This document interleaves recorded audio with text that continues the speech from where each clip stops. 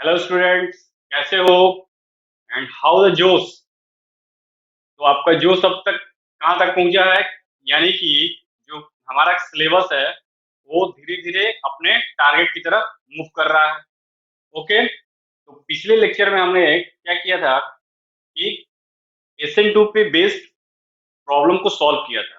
Okay, आज हम देखेंगे कि बेसिक डिफरेंस क्या है SN1 और SN2 में। ओके, तो उसको हम देखेंगे, फिर हम मूव मूव करेंगे नेक्स्ट सेगमेंट पे।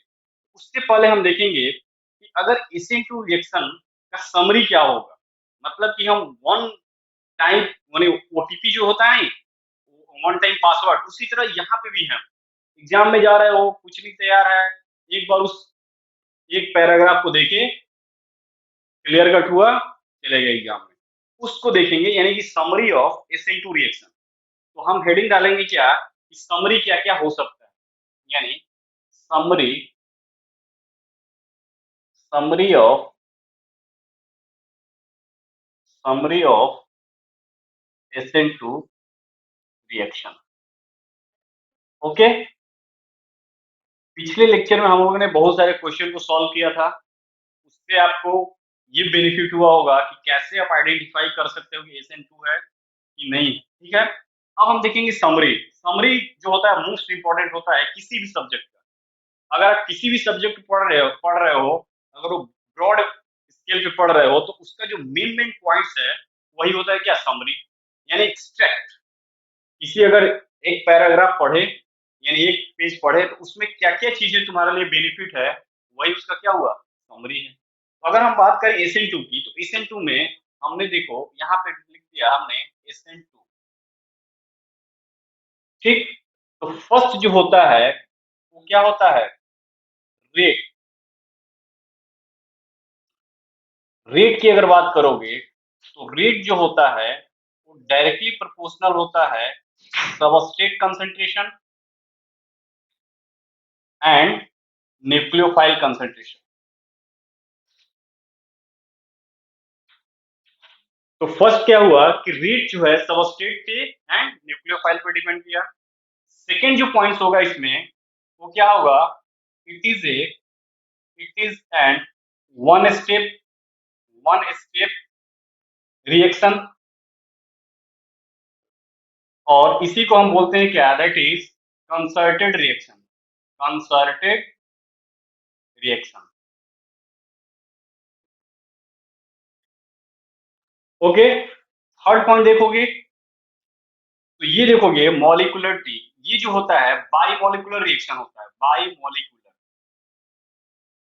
Molecular reaction. नेक्स्ट पॉइंट अगर बात करो तो नेक्स्ट पॉइंट में देखो, ये जो होता है no intermediate form. No intermediate form क्या बनता है यहाँ पे, transition state. Transition state is form. Transition state form होगा। ओके, अब देखो ट्रांजिशन स्टेट फॉर्म होगा, यदि इंटरमीडिएट नहीं बना तो क्या होगा, no rearrangement of no rearrangement of carbocation.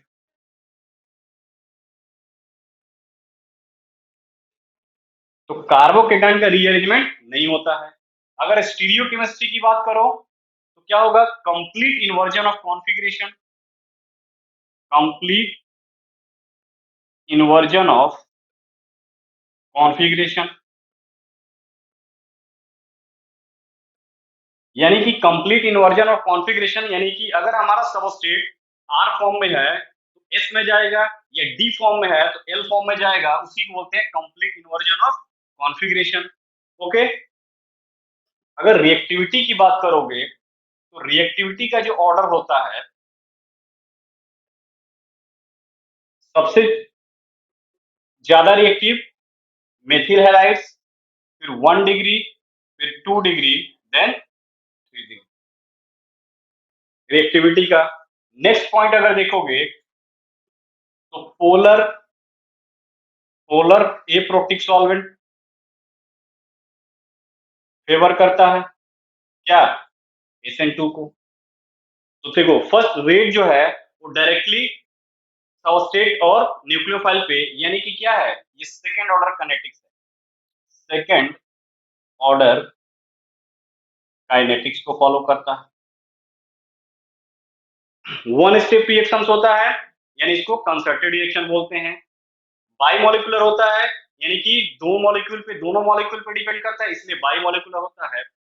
No intermediate form, कोई यहाँ पे इंटरमीडिएट नहीं बनता है। क्या बनता है, ट्रांजिशन स्टेट फॉर्म। अब ट्रांजिशन स्टेट बनता है तो वहां पे ये ट्रू नहीं होता है, इसलिए यहाँ पे कोई भी अरेंजमेंट नहीं होता है। अब देखो कंप्लीट इन्वर्जन ऑफ कॉन्फ़िगरेशन, अगर स्टीरियो केमिस्ट्री की बात करोगे तो कंप्लीट इन्वर्जन ऑफ कॉन्फ़िगरेशन, यानी यदि सबस्ट्रेट डी फॉर्म में है तो प्रोडक्ट जो होगा वो एल फॉर्म में होगा, और यदि ये एल फॉर्म में है तो ये डी फॉर्म में होगा। ओके, नेक्स्ट रिएक्टिविटी की बात करोगे तो मेथिल हैलाइड्स, फिर 1 डिग्री 2 डिग्री 3 डिग्री ये होता है। और नेक्स्ट अगर बात करो तो पोलर, ये प्रोटिक सॉल्वेंट फेवर करता है। तो ये है क्या, समरी ऑफ SN2 रिएक्शन। तुमको कुछ भी नहीं आ रहा है एग्जाम में, एकदम ब्लैंक हो, ठीक है। और मान लो तुमने नहीं पढ़ा है, एग्जाम के टाइम तुमने पढ़ा ही नहीं है, एक बार इसको देख कर जाओ। इसको अगर देख के जाते हो तो SN2 से रिलेटेड जो थियोरेटिकल क्वेश्चन है उसको तुम इजिली क्या कर सकते हो, कर सकते हो। लेकिन अगर प्रॉब्लम आएगा तो प्रॉब्लम कहाँ पे आएगा, जब तुमको क्वेश्चन पे आओगे तो क्वेश्चन के लिए तुमको प्रैक्टिस करने की जरूरत पड़ेगी। तो यदि बोर्ड लेवल की एग्जाम की तैयारी कर रहे हो, तुमको कुछ भी नहीं याद है, लास्ट टाइम में तुम नहीं, कुछ भी तुमको नहीं याद आ रहा है, तो क्या करो, इसको देखो और इसको देख के आगे बढ़ जाओ। ओके, अब हम देखेंगे कि डिफरेंसेस क्या है, SN1 और SN2 में बेसिक डिफरेंस क्या हो सकता है, कैसे हम पहचानेंगे कि ये SN1 है, ये SN2 है। बेसिक डिफरेंस हम देखेंगे तो हेडिंग डालेंगे डिफरेंसेस बिटवीन SN1 और SN2। ओके, तो हेडिंग डालो difference between, difference difference between SN1 and SN2। Okay, SN1 और SN2 में क्या बेसिक डिफरेंसेस है, तो हम यहाँ पे दो कॉलम बनाएंगे, यहाँ लिखेंगे SN1 और यहाँ पे लिखेंगे SN2। ओके, तो यदि डिफरेंस की बात करोगे तो फर्स्ट जो डिफरेंस आता है वो क्या है, स्टेप में। तो स्टेप में डिफरेंस क्या है, तो ये जो है वो टू स्टेप प्रोसेस होता है, टू स्टेप रिएक्शंस होता है। फर्स्ट पॉइंट देखोगे इसमें तो, और इसका जो फर्स्ट पॉइंट होगा ये वन स्टेप रिएक्शन होता है, one step reaction, that is concerted reaction.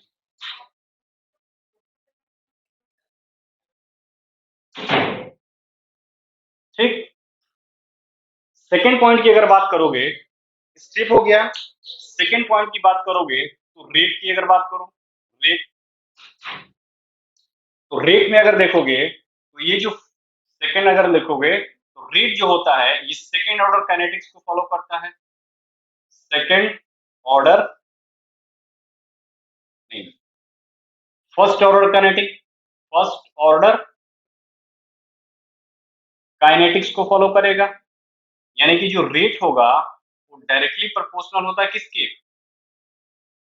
Substrate concentration. ठीक, अगर इसकी बात करो तो ये जो है वो क्या होता है, सेकेंड ऑर्डर काइनेटिक्स को फॉलो करता है, सेकेंड ऑर्डर काइनेटिक्स। अगर बात करो रेट की तो यहाँ पे जो रेट होगा डायरेक्टली प्रोपोर्शनल किसका, सबस्ट्रेट इनटू न्यूक्लियोफाइल, यानी दोनों पे डिपेंड करेगा, यहाँ पे केवल सबस्ट्रेट पे। ये हुआ। थर्ड अगर हम बात करें मॉलिक्यूलरिटी, मॉलिक्यूलरिटी, तो मॉलिक्यूलरिटी में देखोगे यहाँ पे जो होता है ये यूनिमोलिकुलर, और ये जो होता है थर्ड, ये बाइमोलिकुलर होता है। यूनिमोलिकुलर यानी सबस्ट्रेट केवल डिपेंड कर रहा है, बाइमोलिकुलर ये दोनों इन्वॉल्व है, यानी कि ये बाइमोलिकुलर, ये फोर्थ की बात करो तो stereo chemistry, stereo chemistry stereo chemistry की अगर बात करोगे तो यहाँ पे racemisation racemisation with inversion, racemisation भी होगा, इन्वर्जन भी होगा। यहाँ पे क्या होता है, कंप्लीट वाल्डेन इन्वर्जन।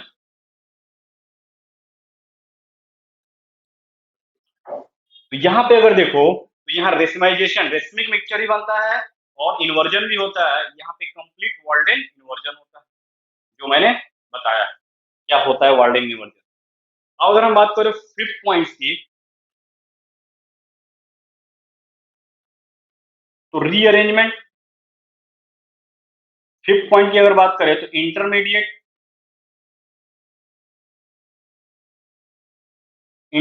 की बात करें तो यहाँ पे जो होता है कार्बोकेटाइन इंटरमीडिएट बनता है, कार्बोकेटाइन इंटरमीडिएट इस फॉर्म। यहाँ पे जो होता है इंटरमीडिएट नहीं बनता है, यहाँ पे क्या होता है ट्रांजिशन स्टेट।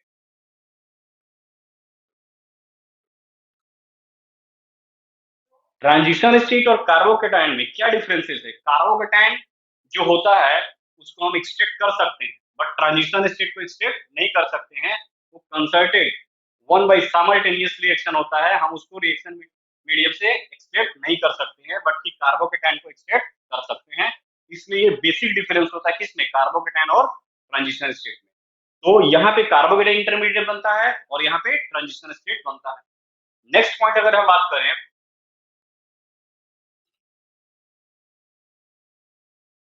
तो नेक्स्ट पॉइंट में हम देखेंगे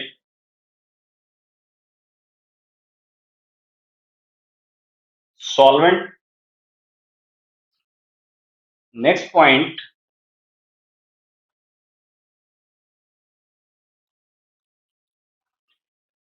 नेक्स्ट पॉइंट की अगर बात करो तो 6 नंबर क्या हो जाएगा, 6 पॉइंट यानी कि रीअरेंजमेंट। तो रीअरेंजमेंट में यानी कि ये 6 पॉइंट हुआ, rearrangement of rearrangement of carbocation. Carbocation यहां पे क्या हो सकता है, no rearrangement,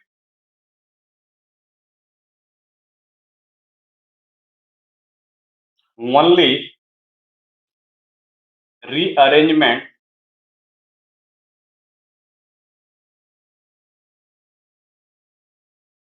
take place when allyl substrate is present, when allyl substrate, no rearrangement, only rearrangement take place when allyl substrate is given। यदि एलाइल सबस्ट्रेट दिया है वहां पे रीअरेंजमेंट होता है, जो कि हमने प्रॉब्लम में सॉल्व कराया है। ओके, बेसिकली क्या होता है, नो रीअरेंजमेंट, क्योंकि कार्बोकेटाइन का जनरेशन होता ही नहीं है, तो रीअरेंजमेंट का सवाल ही नहीं होता। ओके, तो यहाँ पे देखो 6 पॉइंट। और 7 पॉइंट में क्या हो सकता है, सॉल्वेंट की अगर हम बात करें, सॉल्वेंट तो 7 पॉइंट में लिख सकते हो पोलर पोलर प्रोटिक सॉल्वेंट। ठीक, यहां पे अगर बात करोगे तो polar polar aprotic solvent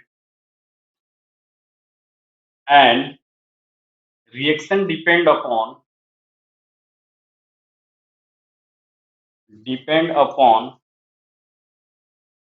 nature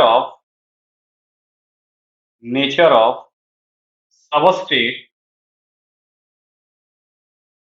and nucleophile that is neutral और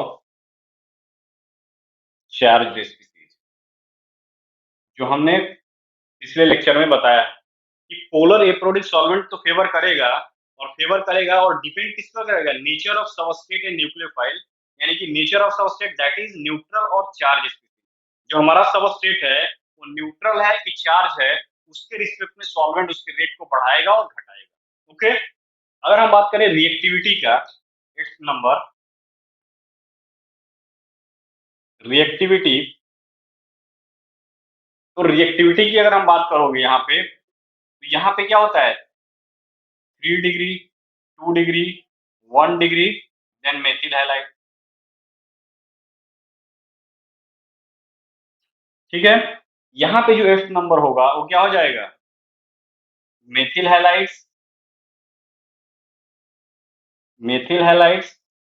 फिर प्राइमरी, सेकेंडरी, टर्सरी, यानी कि यहाँ पे जो रिएक्टिविटी होगा 3 डिग्री, 2 डिग्री, 1 डिग्री मेथिल, और जस्ट रिवर्स यहाँ, तो यहाँ पे देखोगे कि मेनली ये जो होते हैं वही SN1 को फॉलो करते हैं। 2 वाले में भी कंडीशन है, स्ट्रॉन्ग न्यूक्लियोफाइल होगा SN2, वीक न्यूक्लियोफाइल होगा SN1।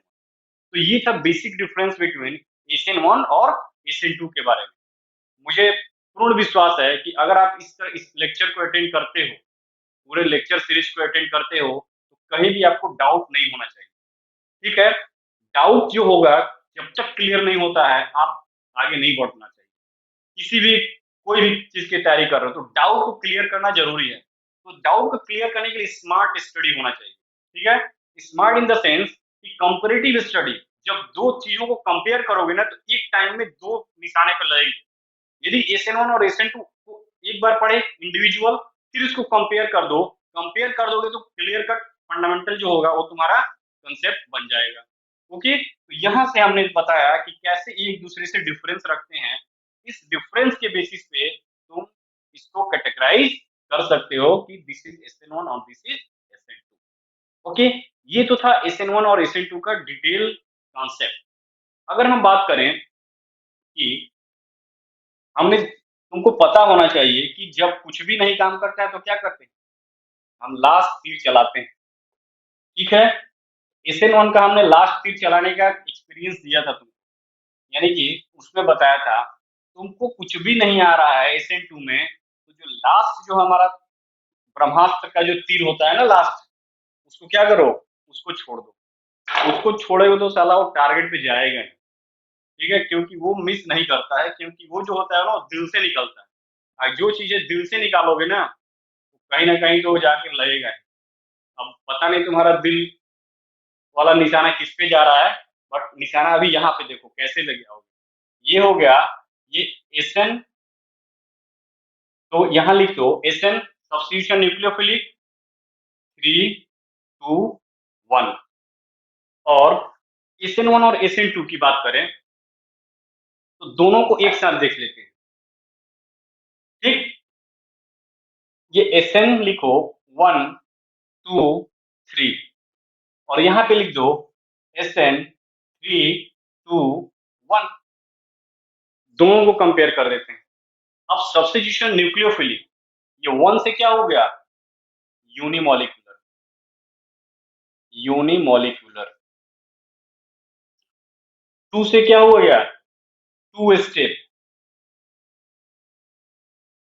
3 से क्या हो गया, यानी कि 3 डिग्री कार्बोकेटायन फेवर करेगा, 3 डिग्री कार्बोकेटायन। तो यूनिमॉलिक्यूलर, 2 स्टेप, 3 डिग्री कार्बोकेटायन, ये क्या हो गया, दैट इज SN1। इस पर आओ, SN3, 2, 1। ठीक है, अब 3, 2, 1 यानी कि ये जो है 3 डिग्री तो देगा नहीं, यानी कि 3 डिग्री जो है वो नहीं देगा। टू यानी कि बाइमॉलिक्यूलर, बाइमॉलिक्यूलर, ठीक है, यानी कि ये जो है बाई मॉलिक्यूलर होगा।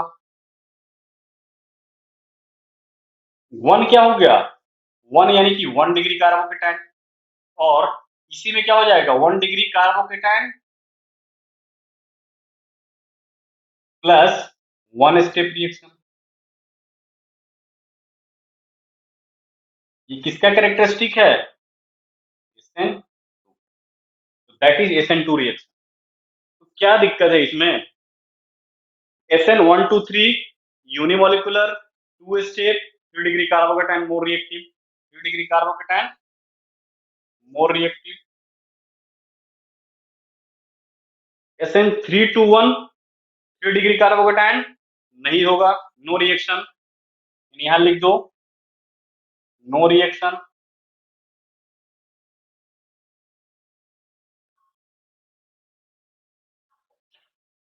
टू यानी bimolecular, second order kinetics, one 1 degree carbocation जो होगा फेवर करेगा, और ये 1 स्टेप रिएक्शन। तो सिंपल क्या हो जाएगा, दैट इज SN2 रिएक्शन। तो ये था ओवरऑल अबाउट SN1 और SN2। और इतना डिटेल आपको अगर दिया जा रहा है उस पर भी अगर आपको नहीं क्लियर हो रहा है तो क्या है दिक्कत, आपका जो माइंड है वो कंसंट्रेट होकर इस लेक्चर को नहीं सुन रहा है। अगर कंसंट्रेट होकर किसी भी काम को नहीं कर रहे हो तो उसका कोई इलाज नहीं, कोई दुनिया का कोई ताकत नहीं पढ़ा सकता है, ठीक है। तो कंसंट्रेट होके इसको ध्यान से सुनिए, और साथ साथ नोट्स बनाइए। नोट्स इज इम्पोर्टेंट, बिकॉज अपना जो लिखा हुआ होता है ना वो सबसे बेस्ट होता है, चाहे कोई भी लिख दे यहाँ पे, वो सबसे बेस्ट होता है। तुमको लगेगा कि एक बार वीडियो देख लिया सब कुछ आ रहा है, 10 मिनट बाद जाओगे तो 50% गायब रहेगा, ये होता है। फिर 4 घंटे बाद जाओगे 90% गायब, और एक दिन बाद जाओगे 100% गायब। जो लिख दोगे ना तो तुम्हारे पास कम से कम 20% तो तुम्हारे दिमाग में रहेगा। ओके, अब हम नेक्स्ट मूव करेंगे इस पे,